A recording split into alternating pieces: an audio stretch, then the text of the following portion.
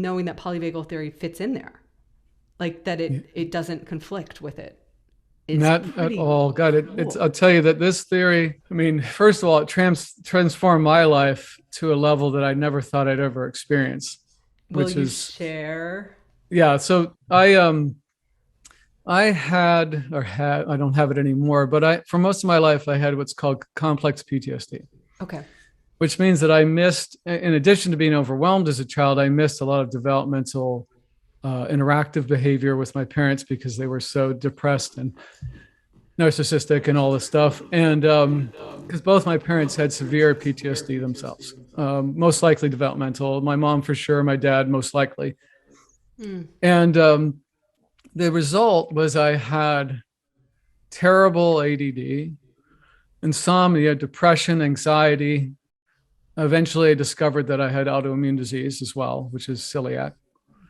I had what's called brain autoimmunity. So when I was stressed out and ate the wrong things, which I did a lot because I didn't know any better, my brain would become inflamed and I would become unbelievably depressed and kind of, brain fog and instant Foggy. fatigue and all kinds of stuff.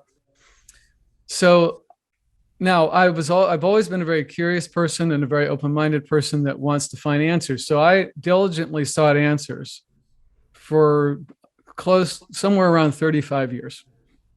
And the reason I know that these things didn't work is because I'm a very diligent person.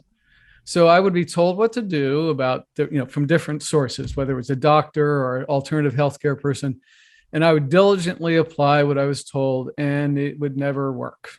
And I spent unbelievable amounts of money, which I didn't really have because I didn't grow up rich. But I was determined. So I spent a lot of my income trying to get better, and it didn't work. Some things worked a little and then it faded, and I had no idea why it worked or why it didn't. And when I finally discovered polyvagal theory, which was through the book, The Body Keeps a Score from Oh yeah. Baz Vanderkirk, right? Of course. Yeah.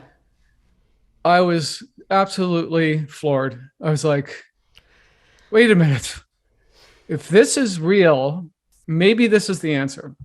So I followed Vanderkirk's advice in that book, neurofeedback as a starting point, and then I did the Safe and Sound Protocol, which is Porges' sound therapy for reopening up safety pathways in the brain. And actually, I offer that remotely now through my way. Yeah. And then I noticed massive shifts in my functionality, and because I was always unsafe. That's the other thing, is I never felt safe.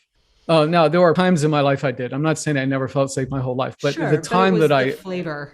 yeah, that it was the flavor of the whole system was, Yeah. danger was everywhere, and I couldn't relax, I couldn't rest, I couldn't sleep, I couldn't enjoy things, and it got worse and worse as I got older, which it tends to.